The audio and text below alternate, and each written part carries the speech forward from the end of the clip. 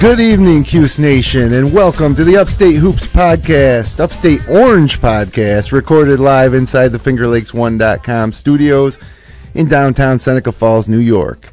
It's Thursday, January 30th, 2014, and tonight we're going to be talking about the undefeated 20-0 Syracuse Orange, who picked up 2 conference road wins this week, and a look ahead at the big one on Saturday, Duke at Syracuse in the Dome. Some Syracuse basketball trivia and a whole lot more. I'm Jim Sinacropi in studio along with my co-host Matt Verke. Welcome back, Verk. What's up, Jim? And our resident college basketball guru, Brad Connor, is on the line via Cincinnati. Good night, or good evening, Brad. Greetings, guys. The Upstate Orange Podcast is brought to you by Generations Bank with locations in Auburn, Geneva, Phelps, Seneca Falls, Union Springs, and Waterloo. Be sure to check out their mobile banking app or visit them online at mygenbank.com. And Seneca Meadows, responsible waste management for the next generation. Learn more online at senecameadows.com. And by Madej, Miras, and Ricky, your hometown personal injury attorneys. If you've been injured and deserve compensation, call the Finger Lakes Personal Injury Hotline at 315-568-0911 or visit them online at madejmirasricky.com. Okay, Syracuse is now a perfect 20-0. The game of the year is less than 48 hours away. Let's talk about it with our big 5 questions. Question 1, fellas. How important is it that the Cuse beats Duke in the Dome on Saturday? Verk. I think it's pretty important. It gives Syracuse a 3-game lead on Duke in the ACC, and the fact that it's at home and we still have to go to Duke. Duke only has the 2 conference losses so far, so obviously you lose this, you got to go to Duke. It kind of puts the Duke in a good position to at least, tie Syracuse for the ACC lead. Obviously, a lot of basketball played. Syracuse and Duke have some tough games. Syracuse still has to go to Virginia, Florida State. So a lot of basketball we play, but I just think the hype is huge, and I don't think it's the end of the world if they lose. Verk, it is. For the season, obviously, we'll be very disappointed if they lose, but in the big scheme of, what you want to do in the season, win the ACC championship, win the ACC tournament, and obviously the big one, the big dance. It's going to be a great game, all the attention, and I think it's important they do beat them. Brad, how important do you think it is that we beat Duke? Guys, I'm going to have a pretty contrary position, I think, to most people on this game. I think it's just another game. I really do, and I hope that the team approaches it that way. To me, the biggest reason you want to beat Duke is it's one more feather in your cap to get the number 1 seed in the East region. That's the only thing that matters to this team right now. At 20-0, I think there's very few things they can play for. There's the ACC championship and there's number 1 seed. And I think those are really the 2 things that we're seeking. And if you can beat a number 17 team on your home court, it's a nice win. It's not a great win, and the hype, guys, is ridiculous for a game of this magnitude, because it's not. You're playing against history. No, you're playing against a 17th ranked team. They should beat them. Well, in the scope of the season, I agree that this isn't a must-win. We're in line, even with a loss here, to contend for the ACC title and a number 1 seed in the tournament. But is a Big East guy who has for years argued with ACC fans about how our conference is better than theirs, and they're top heavy, and and we're underrated, and we're getting screwed all the time. To have this season start the way it has, it's been a dream. And if we lose to Duke, it's almost all for nothing in the Dome. In the Dome, if we lose to Duke, the first game in the Dome as a number 2 seed, our number 2 team in the country, against a team with a 17th ranked Duke, then it's almost like this incredible start has been for nothing. But if we beat them, then hey. So what happens if they go to Cameron Indoor Stadium and 2.5 weeks and beat them down there. Not well. That would be great. That would be. It's just it's one game, you know. It becomes a must-win at Cameron if we lose at the Dome. We can't let Duke beat us on our home court the first time they play us in the ACC. We can't have it. I can stomach a loss on the road to Duke on February 22nd, but we can't lose to them at home. And if we should, by some travesty, we lose Saturday, then we better win down in Cameron on February 22nd. But I just think in the course of our season, it's not going to affect our overall destiny. But just for the state of things in my world, I don't know if I could take a loss to Duke. You know, and I agree with what Brad said. You know, I went to the this game is being so hyped that it reminds me a lot of the Georgetown game last year, where the last Big East game between Syracuse and Georgetown, and Syracuse came out and laid a total egg, and then went to the Final Four. That's what concerns me, is that they're so hyped up that and everybody's talking about this game, just like last year for Georgetown. That hopefully we don't have a repeat of that, and that that it turns out to be a good game for Syracuse. And I think go ahead, Bram. I cringe every time I hear 35,000 here, and I see hyped on ESPN nonstop, and Game Day is going to be there, and Vital's going to be screaming at the top of his freaking lungs, and I cringe every time I think about it, because I think exactly what you just said, Bert. I think back to that Georgetown game, and Syracuse was a better team than Georgetown. They proved it in the tournament, but they laid an egg because the whole magnitude of it just kind of overwhelmed them, I think, and this is. I prefer the big games to be against teams where you have a natural rival. These guys aren't rivals. They've played 4 times ever.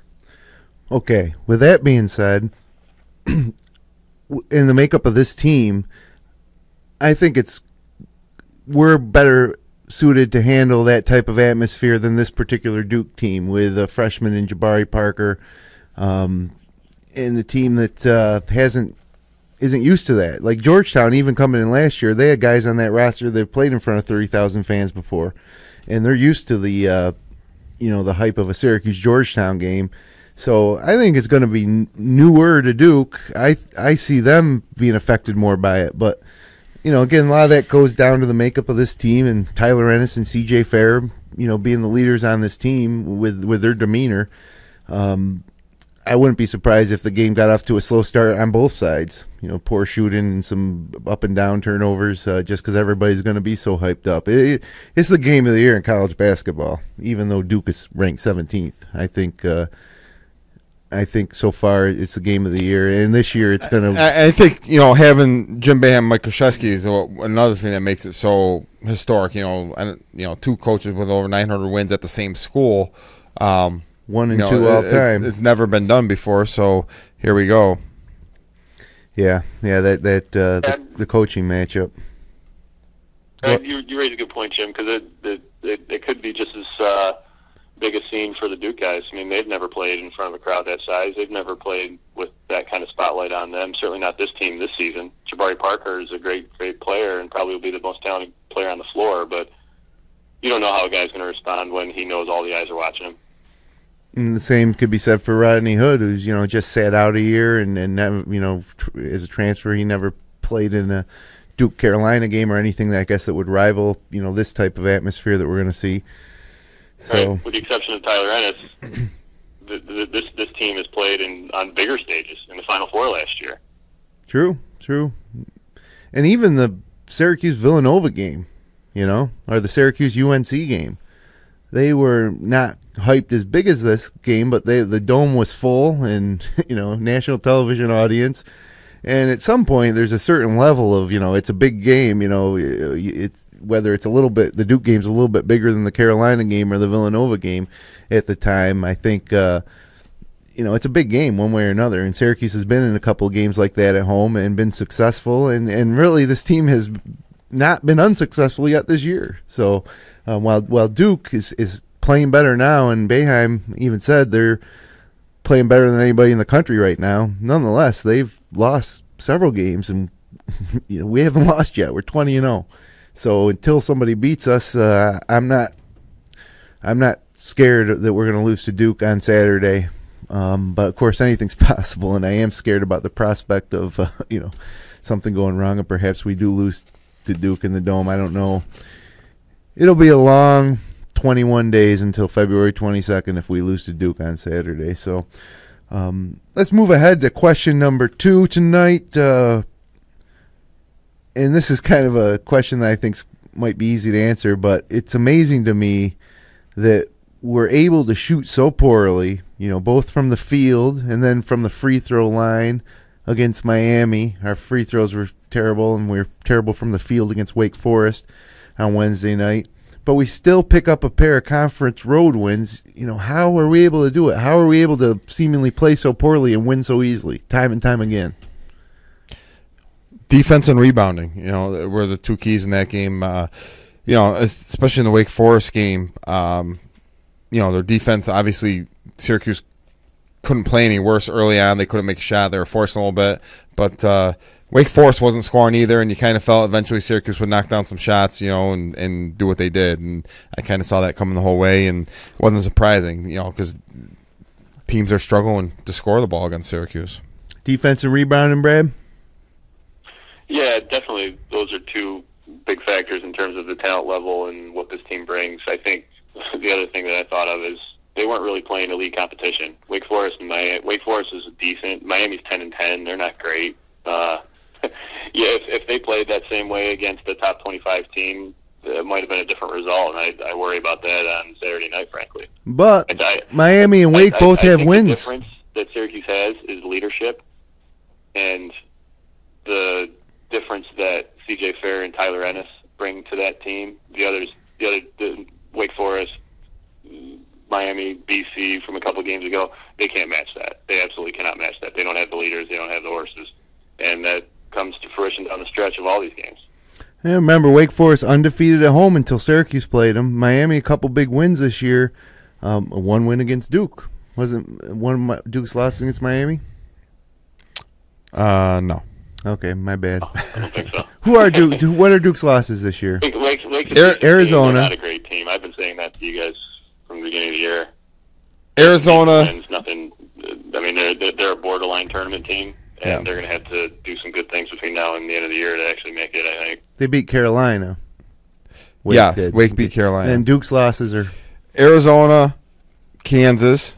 Not too bad losses there. No. And then Notre Dame, 79-77. They lost to Clemson.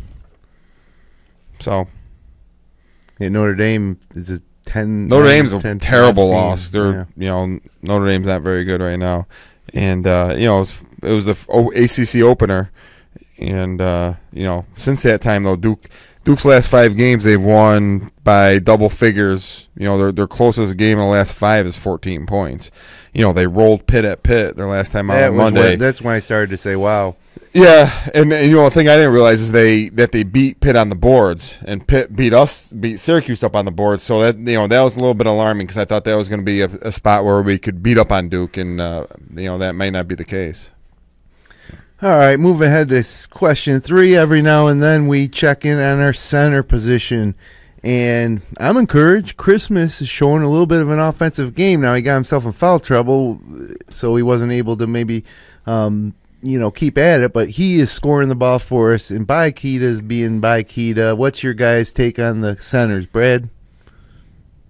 Keita was good last night, I thought. He put in some extended time because Christmas was in foul trouble. I thought defensively he was kind of getting back to the crazy-eyed Matrix dude we remember from last season, and was active. He had that follow-up dunk. I can't remember the last time I've seen that from him. I think that he's always been active. He's always an energy guy, but sometimes he seems a little bit lost, and I don't think we saw much of that last night. So I was encouraged by that. And Christmas, it seems like they're actually running stuff for him now, where before he was just kind of getting putbacks and just sort of pick and roll type stuff, and now they're actually dumping it down to him, and he's got nice back to the basket moves. It's good. I think that's what we've been saying is if we can get any offense from him as kind of a fifth weapon, sky's the limit, really. And I think we're seeing it, Burke. Yeah, and Christmas scoring the ball. He scored the first 4 points of the game for Syracuse. Hit a little jumper there from the corner. He's shown flashes. He had a nice left-handed hook in the game against Wake Forest. At one point, Wake made a little run. Cuse called timeout. They went into Christmas. He didn't convert it, but they're throwing the ball into him a little bit more than they have in the past.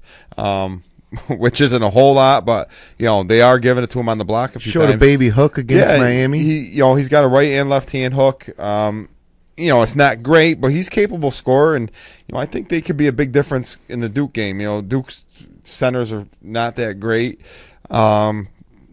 But yeah, and Keita, like Brad said, he was everywhere last night, blocking shots, getting some hustle points, actually, finishing a couple plays, which he's struggled for his whole career. He's always hustled and gave you defense and the rebounding, stuff like that. But if he can get 6-8 points a game, that's obviously a big bonus.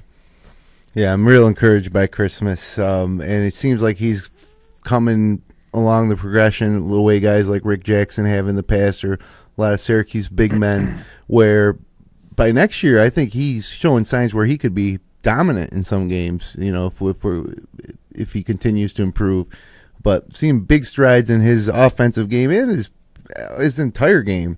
He's a little more aggressive, resulted in some fouls against Wake Forest. But and then as far as Keita goes, I think Keita's gonna be the type of guy that next year when he's gone, we're gonna really notice a big void. Over the last few years, Boeheim's turned to him in key situations to anchor that defense, and he does a great job of it. So next year we'd be, you're going to look at Christmas starting at center, and then Coleman or Roberson or maybe Chris McCulloch, one of the young guys. But like you say, Bai's the guy we go to down the stretch, and we sometimes focus on some of his deficiencies, but what he does bring to the table is very useful, and he was the guy that was in the 5 spot on a run to the Final Four last year, and if we're going to do it again, I have a feeling that he's going to be the one logging the minutes too in the second half. So moving ahead to question 4. Oh man, starting to get worried about Trevor Cooney again. He's not shooting so well in the ACC. He came up okay late in the game against Wake. But what's up with Cooney? Is this just a slump or what? I know, Verk, you love to talk about Cooney. Yeah, he's definitely been up and down. Obviously, had a great start to the season, and obviously we were pretty high on him. But lately in the ACC play, he's really struggled. A couple things I like. He stays active. He doesn't, just because he misses shots, he doesn't stop shooting. He doesn't stop playing defense. But he's come back down to earth a little bit. He's still shooting 40% from 3-point line. I think he's gonna start hitting shots again. What's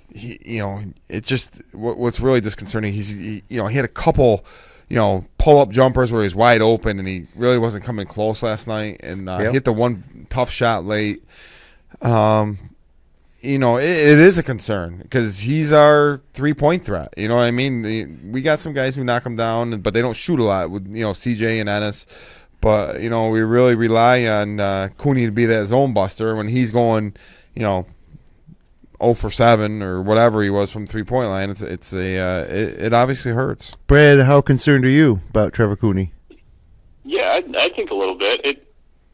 It like Burke said, we need some credible threat from outside to free up the offense and create better spacing. And while it's great that Cooney's active, but if he starts missing, they're going to give him a little bit more space and pack things down, and it gives CJ less room to maneuver, and Jeremy Grant, et cetera. So he's got to hit. He's got to be a credible threat. He's got to be able to make 2 or 3 a game just to free things up. And just right now, it just feels like it's a little bit like last year, not to that extreme, but it feels like he's still trying a little bit too hard.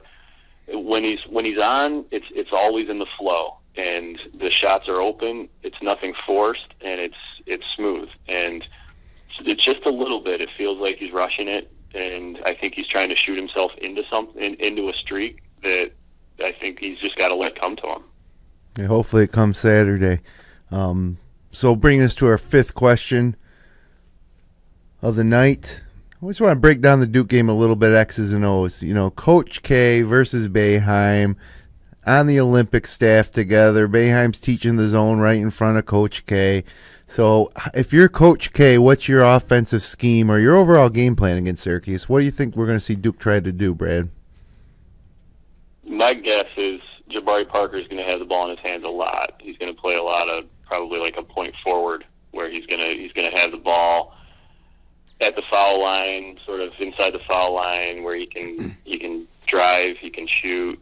These guys, what they need to do to beat the zone, but it's going to come down to just like every other team, they're going to have to shoot, 50% from three to stay in the game. That's what I think. If Syracuse comes out with intensity and focus on defense on Saturday, I don't know how they can't in a game like that. And Duke doesn't get a lot of inside scoring, so it's going to be, obviously we got to close out on 3-point shooters and then contain them because they're, they got a lot of slashers. They like to penetrate the ball, but they're not, outside of Jabari Parker, they don't have anybody that they necessarily throw the ball into on the block and can get them 2 points. And, of course, we got the great weak side defense coming over in the zone. All this is stuff that Duke hasn't seen yet. And Coach K is obviously a great coach, going to have him prepared as best he can, but I think that we're going to be too much for him. I think we're going to frustrate him. And Duke defensively this year has not been good. They've been better, obviously, of late. They're playing well. Early on, they were giving up a ton of points, but they've kind of buckled down there. And the big thing is Coach K's playing more guys now, so they can play that up tempo. He wants to really get out and go. And this is going to be the first team that really wants to run with. Syracuse is going to go with them too. And I think Syracuse would prefer a slower game. I think they were going to try to slow it down. I think we're going to try. We're going to slow it down in that zone. We're going to run. We have opportunities, but I don't think we're going to make a point to run. We've been playing these slow games, and Duke's going to be going. Right. Duke's going to want to really push it up. So it's going to be a fun game. I think it's going to be fun to watch Syracuse have. They're going to score some points, and I think Syracuse needs to score 75 points to win this game. I think Duke's going to be in the 70s. So.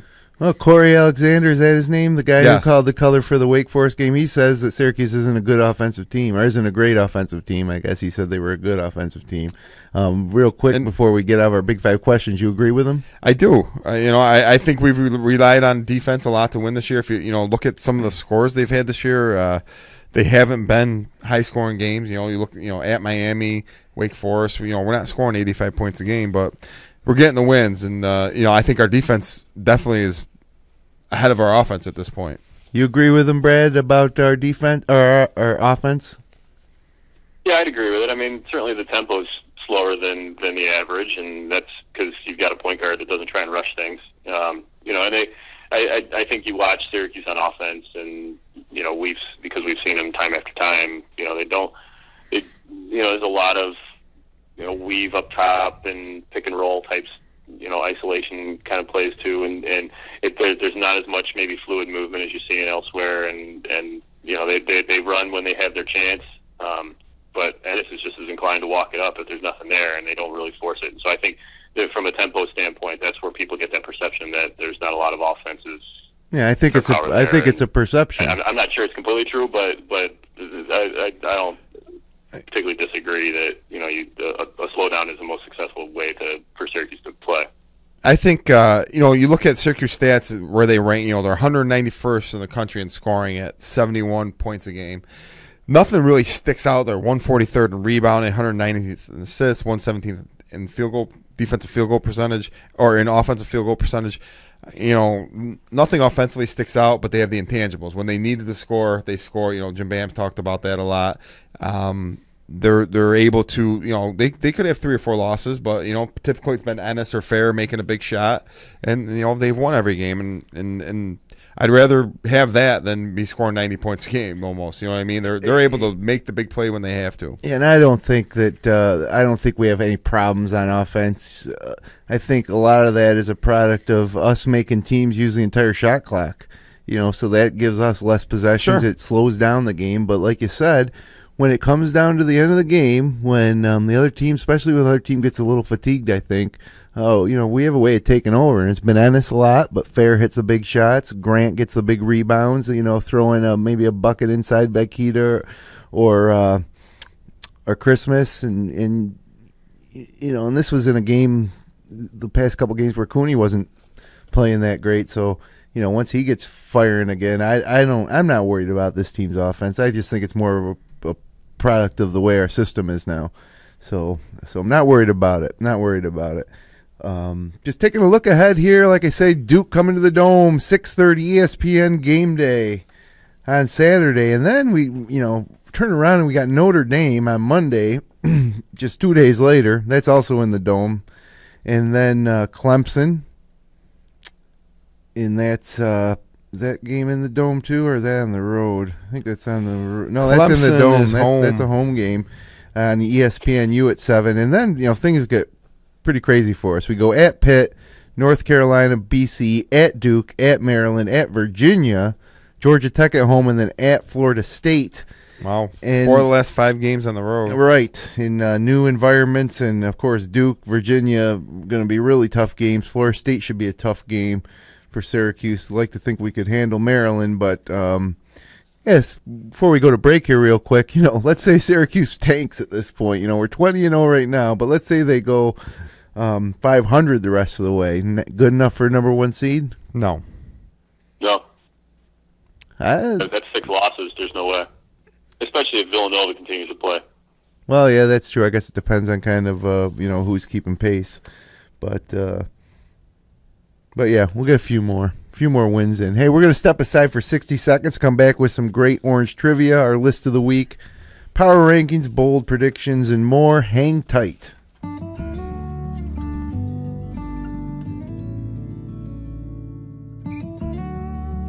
We hold on to the things that really matter. Welcome to Generations Bank. Hi, I'm Jody Torrio. If you're like me, you've got stuff lying around the house that you want to recycle, but you're just not sure how, like broken toasters, vacuum cleaners, or microwaves. At Seneca Meadows, we have a drop-off for those. Bring in anything with a cord, and we'll make sure it's recycled properly through our partnership with 2TRG. It's that easy.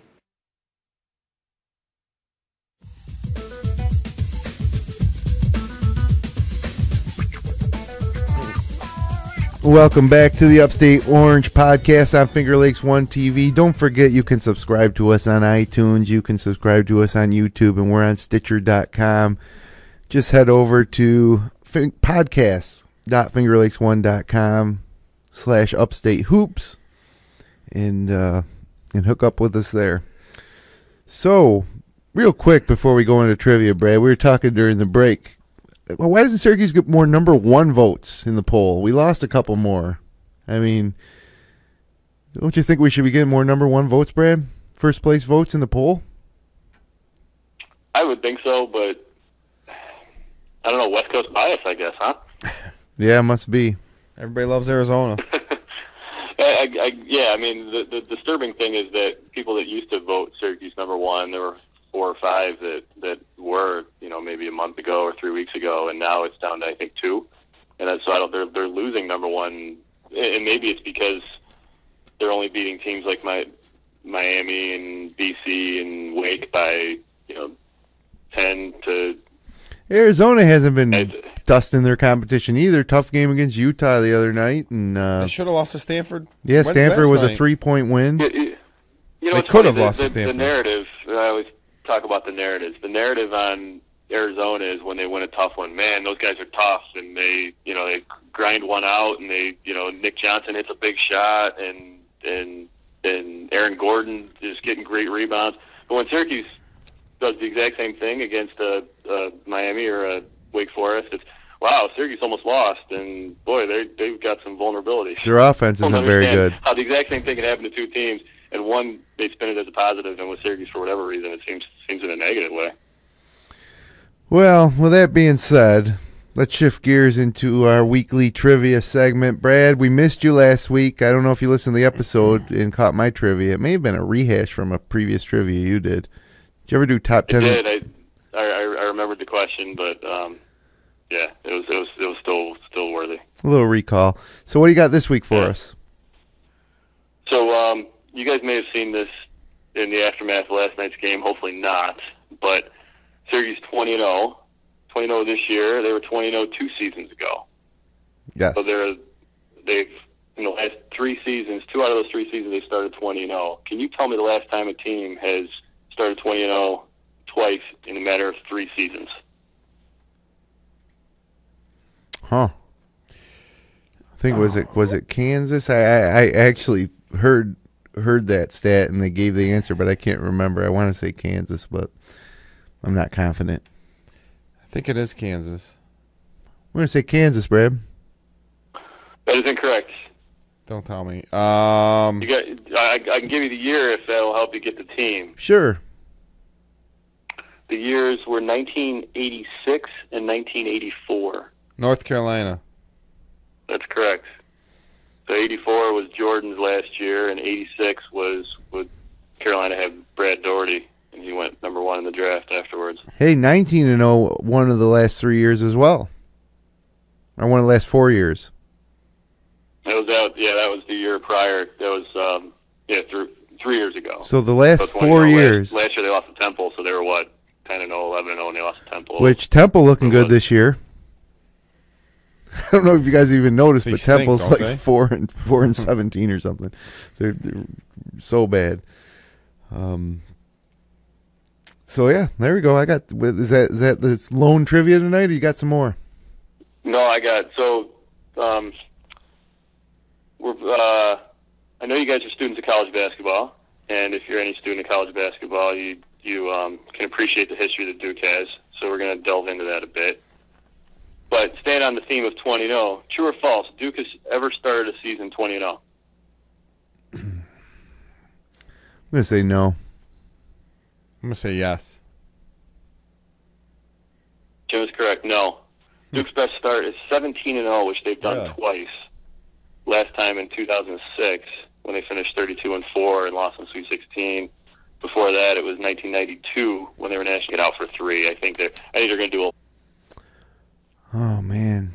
There was a mid-season in the mid-'90s where Krzyzewski had back surgery, but I bet you they were ranked preseason. That was 95, and the guy Gaudette filled in for him. They went like 4-13. Krzyzewski quit on that team is what they say. Yeah, and they don't count those losses against Krzyzewski. Right, which when Boeheim had Bernie Feinstein in for a couple games, those losses went on Boeheim. Give Krzyzewski the losses. He quit on that team. I'm gonna have. I don't know that 90. They were terrible that year. But they must have been preseason on that team. They were awful. I would imagine they were ranked preseason. Well, that's our best bet. Let's say that year, Brad. That is incorrect because they were preseason ranked. So we're gonna go back to like the early '80s line. It's gonna be like 84, 80 something, early '80s. 1983. Okay. The 1982-83 season, they were unranked the entire season. They finished with a record of 11-17, so you wouldn't expect them to be ranked. Then Johnny Dawkins came along. From that point forward, the next year they were 24-10, and Johnny Dawkins and Mark Allery and that team. That's when they started to kind of resurrect the program, I guess you'd say. All right, so Greg Kubek. That theme. That's right. Tell me who the last coach was Abdullambi of Duke, not counting the interim coach Pete Gaudette in '95. Who was the coach before Mike Krzyzewski? Jesus, no idea. I don't know either. Bill Foster was the coach of Duke, and this is funny, you guys. So Bill Foster was the coach of Duke after the 1980 season. He left Duke on his own to go to South Carolina. So he went to the Final Four in '78, '79 they were in the tournament, but in '80 they went to the Elite Eight, and he made a choice at that time to abandon Duke to go to South Carolina. Probably didn't want to coach at a school named after a cigarette family. Well, I guarantee you it was, is he didn't want to coach down the street from Dean Smith. Yeah, right. They were the little brother to Sure. Carolina's big brother, and they could never achieve the same acclaim as Carolina in that neighborhood or in the conference or nationally, and obviously look what's happened since. So he went with the Gamecocks. And then he went there just for the nickname. He was in South Carolina for a couple of years, and he left he got fired from South Carolina, and then a year later they went on probation because he was illegally recruiting players. Hey, it's like Roy Danforth left Syracuse to go to Tulane. Right. Exactly. How'd that work out for you, Roy? not always 2020. Worked out great for us. No offense, Mr. Coach Danforth, but worked out okay for us. Any more trivia, Brad? Tell me the top 5 scorers in Duke history. Johnny Dawkins, number 1. Johnny Dawkins is number 2. Christian Laettner. Christian Laettner's number 3. J.J. Redick. Yes, obviously. J.J. Redick is number 1. Considering he's the ACC's all-time leading scorer. Danny Ferry. Danny Ferry is 6th. Ugh. How about Grant Hill? Oh, Grant Hill is well down the list. Wow. 15th. Did he stay 4 years? 3? Yeah. No. No, he did. Did he? Because he was a freshman on the 91 team. And then because he was the same years that I was, so 90 through 94. Okay. Producer Jeremy, got a guess over there? Nothing?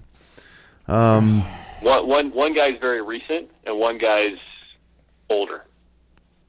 Luol Deng? No, he wasn't He there. was only there 2 years. No. Oh, God, the white guy from last year, the guard. Am I right, Brad? But you're thinking along the right lines. Plumlee? No. Oh, not Plumlee. Shire. Or not Curry, Shire? John Shire? Oh, Shire's 10th on the list. Yeah, that's what I thought you were thinking of. No, but he was a teammate of Shire's. Okay, now get this then. Oh, I know who it is. It's, shoot.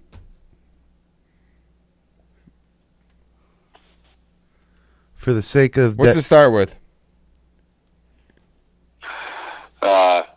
First name starts with a K. That doesn't help me.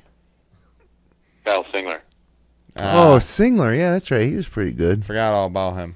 So that's... The fifth guy graduated in 1980, so he's pre-Krzyzewski. Ala the Pharaoh Abdelnaby. Jaminski. Oh, good correct. call, Bert. Good call. Yeah, I guess Those are the top 5 scorers. Top rebounder in Duke history. Ala the Pharaoh Abdelnaby. Correct. Mason Plumlee? Plumlee's not. Christian Laettner. Christian Laettner's not. You'll struggle to get it, but when I tell you, you'll realize. Brand wasn't there. It was only there 1 year. The guy who was there with Redick? He was there with Redick, yes.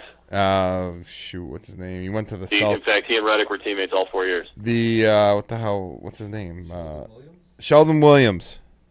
Jeremy Hunt, good call. Nice job, one. Jerry. Yeah. Unmute your mic next time you get it one. Williams had 1,262 rebounds in his career. Derek Coleman had 1,537. Wow. Now, if you put Syracuse's all-time leading scorer, Lawrence Moten, in Duke's list, he would be 5th all-time at Duke. And what are you Number gonna one do? assist guy in Duke history. Bobby Hurley. Bobby Hurley's correct.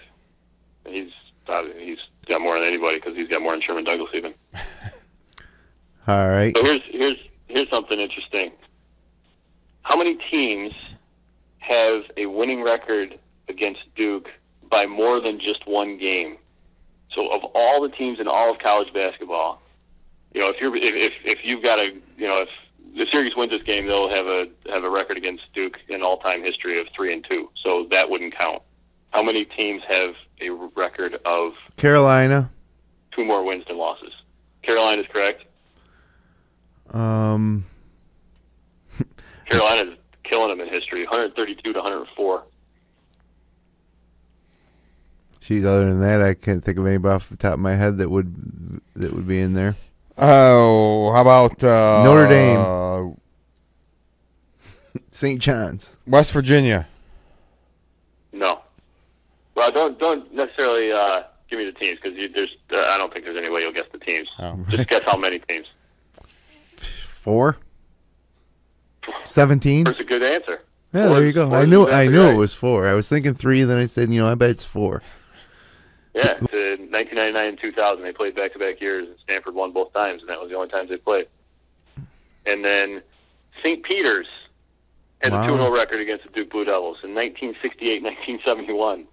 So if I'm Mike Krzyzewski, I go schedule St. Peter's a couple of times. Or do you? I don't know, maybe. And so for the record, as I said, Syracuse is 2-2 against Duke. William & Mary is 3-27 against Duke. And Richmond is 2-8 against Duke. Nice. We played Duke the year before I got there. Played at Duke. Yeah, you know what? I looked it up because I was wondering if you would ever play these guys. And yeah, you missed it by a year. Yep. Well, that's all the Duke trivia will allow. That's all I got. That's all I want to give you. Okay. Good trivia, though. It was amazing, surprising. We did pretty well, I think. Not bad. Move ahead to our list of the week. This is a segment where we kind of run down a list of something and talk about it. And this week what I got for you guys is I want to run through our roster, at least the guys that are playing. And you try to improve throughout the course of the season, and you can be a lot better on March 1st than you are on February 1st. So I want to know with each one of these players where you think they can focus their improvement on the most over the next month to get us ready for the postseason. And I'll start out with Mike Benajay. What does he got to do to get on the court more and have more of an impact? He needs to make threes. He's been doing a decent job of it, but, he does everything pretty good. But I would just say score a little bit more. What do you think, Brad? I think he's got to be a little stronger with the ball. He's got a little loose with a few possessions that I've seen lately. He's never going to handle it as well as Tyler Ennis. And he's not a classic point guard by the definition that we'd expect. But for him to get point guard minutes or really be in the backcourt at crunch time, I need to make sure he's not turning it over.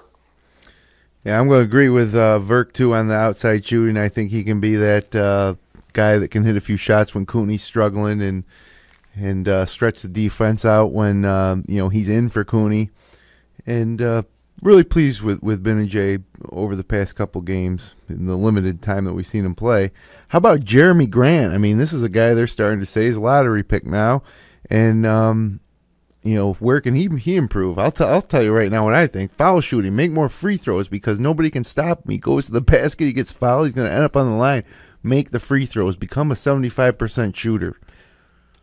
I was thinking turnovers. I think he turns it over a bit much. He gets in there, and sometimes they're able to slap the ball out of his hands. He gets spinning a little bit, and he's turned it over quite a bit this year.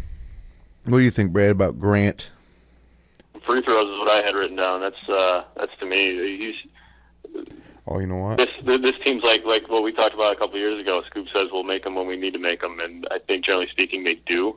Grant's the guy I worry about at the line. I don't worry about Ennis. I don't worry about Fair. I worry about Grant.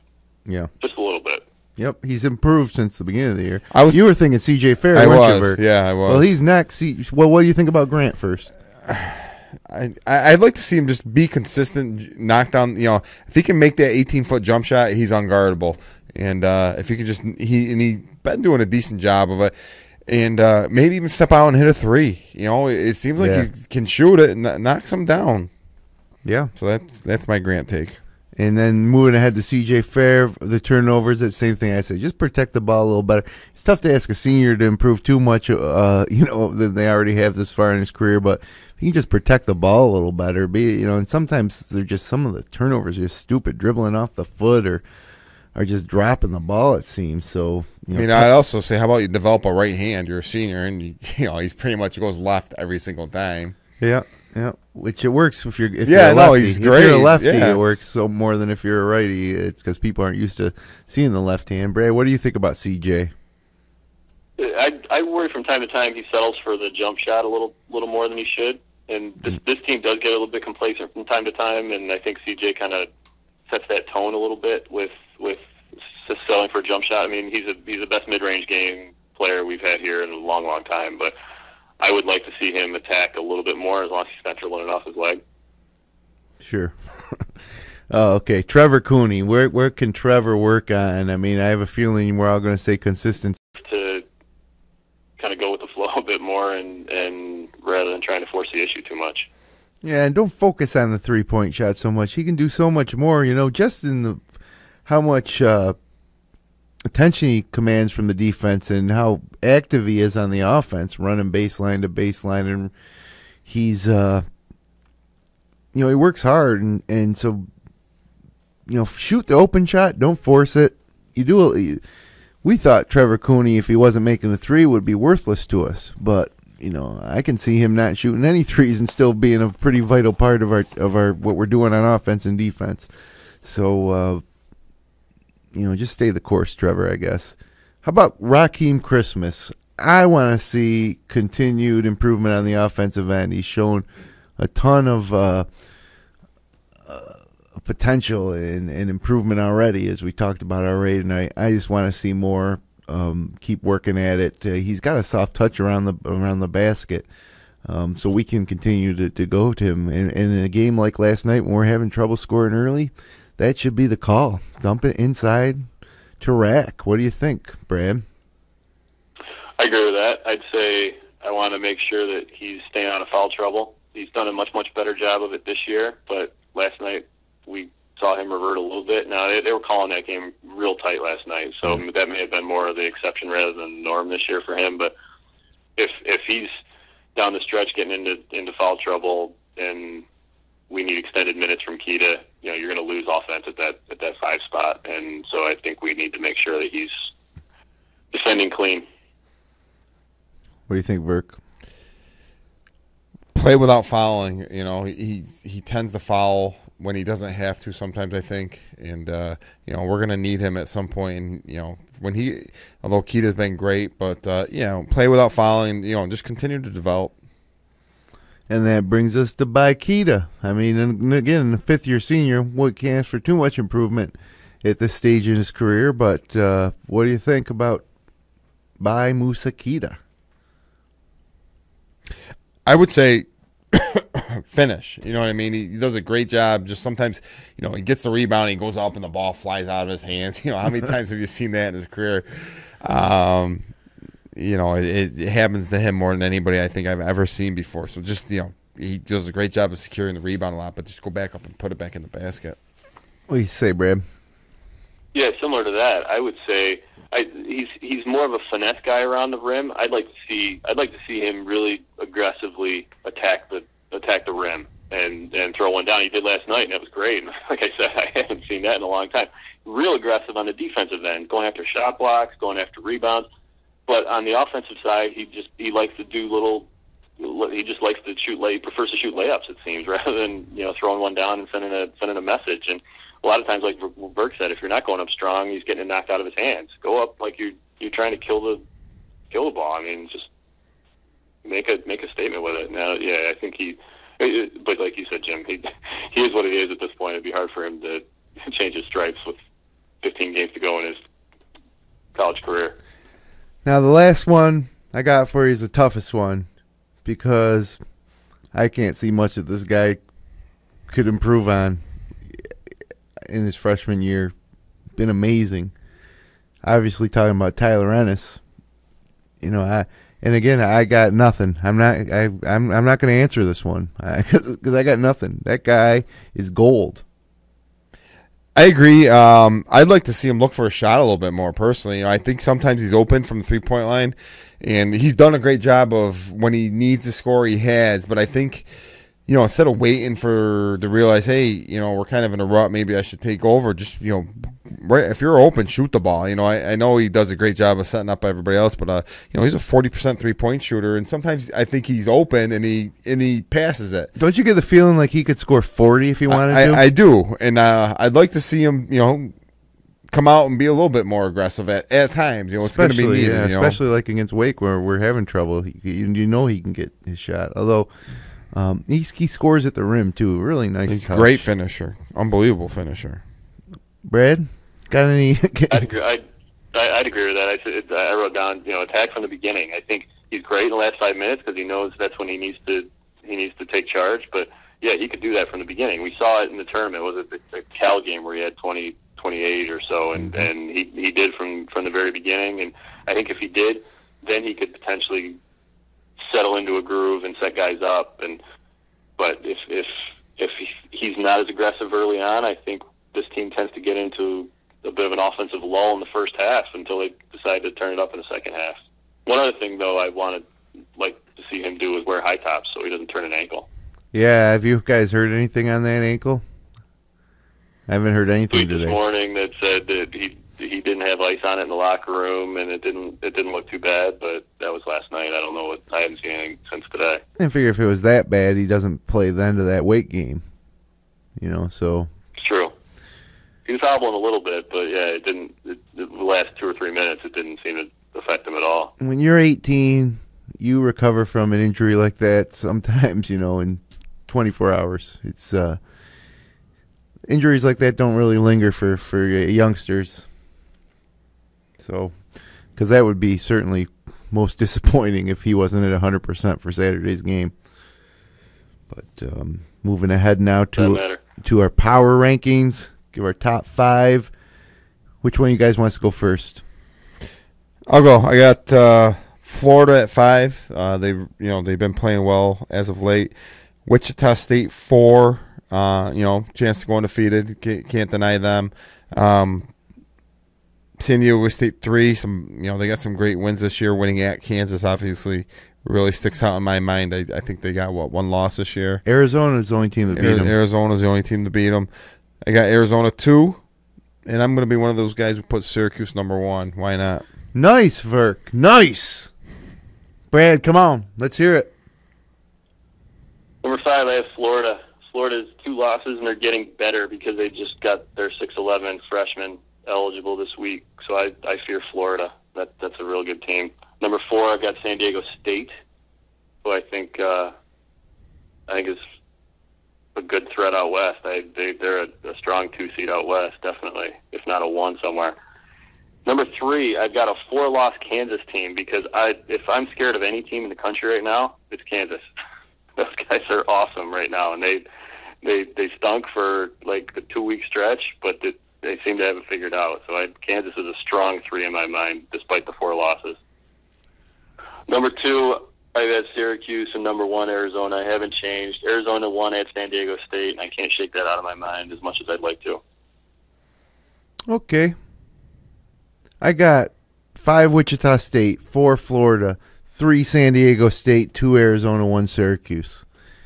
And as I said, every single episode, if we play Arizona, we're going to beat them, just like we're going to beat Duke on Saturday. And let's move on to our bold predictions. Last week, Brad and Verk, we had Kevin Korzaneski and Dandy Dave Barnick in studio.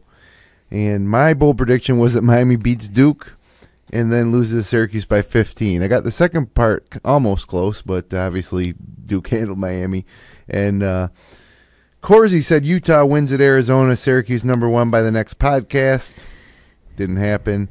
And Dave said Michael Benajay will be a hero in a conference game sometime here to the end of the season. So jury's still out on that one. This week, my bold prediction, Syracuse over Duke by 18. Mark it down. Do you have to win by exactly 18 for you to get this prediction correct? 18 or more. 18 or more. It's going to be like the Indiana game, or like the Villanova or the UNC game. It's going to be just like that, you guys. I think that's pretty bold. That's why it's bold prediction, Brad. So what do you guys got? Indeed. Go ahead, Brad. I say that both Rakeem Christmas and Baikita will foul out of the Duke game. That's bold. What happens? It would be unfortunate. What do we do then? Move Grant to center, or do we bring in Roberson? Move Grant to center, and Roberson plays the Grant, forward. Roberson, and I don't know who plays forward. I think Benajay comes in. Ventured off of Oboko, maybe. I don't know. No, Benajay will come in and play the 3 in that situation. Grant and Fair, yeah. Man, they've done that. Benajay's played some 3 this year. My bold prediction is a Tyler Ennis buzzer beater for the win. It's going to be tough when they win by 18. It is. So we both can't be right. I did one of my earlier bold predictions this year was that Syracuse is undefeated. That's right. Coming into the Duke game. So long time coming. Right. That was a big one back in December. Oh yeah, that was early. That was pretty bold back then. Yeah, they've come away since then. Yeah, congratulations on that bold Thanks. prediction coming true, Vic. That's I probably thought maybe you'd have something, and give me some credit for that one. I'd forgotten. So coming up on 10:58 East Coast time here on the Upstate Orange podcast on Finger Lakes One TV. Let's hit 2 quick topics for the road. Monday night, there's another game that's gonna be played before we get back together here next Thursday night, and that's Notre Dame at the Dome. What are your thoughts on that game? Easy win against a terrible team? And, no, Notre Dame's capable. They beat Duke this year, and then they've kind of struggled since. I think we win definitely, but I don't think there's. None of our games have been easy. I just don't see any real easy games come up. I think it's a double point win, but it's a game where I see Notre Dame hanging around, hitting some threes like they usually do, and I see that being a 10, 12 point win for Syracuse. How about you, Brad? Notre Dame game. I agree almost exactly with what Vic just said. I see Syracuse 68-56. I think that we probably win that game very easy because now Jeremy Grant's father can root. Horace can root for Syracuse exclusively. Harvey, that's right. Harvey's his dad. Horace will root for us, too. Yeah, because now that Jerry and Grant's off the roster. So, geez, we kind of gave our final Duke prediction, but before we get out of here, I'm telling you right now, final score, Syracuse 76, Duke 54, right? No, 58. 76, 58. 76, 58. Take it to the bank. I'm going to say Duke. I'm going to say Syracuse 72, Duke 71. Got to go with on a Tyler Ennis buzzer beater. 3/4 court heave? No, it's going to be a drive in the lane, a little floater. Well, I'll tell you what, if it does come down to the end, they might want to get something to CJ, but I bet it'll be Ennis that does take the shot. Brad? I have a bad feeling that Duke is going to make a buttload of threes, and it's going to be the thing we've been fearing with this team is somebody just shoots the lights out and they can't overcome it. Duke 78, Syracuse 71. Oh, jeez.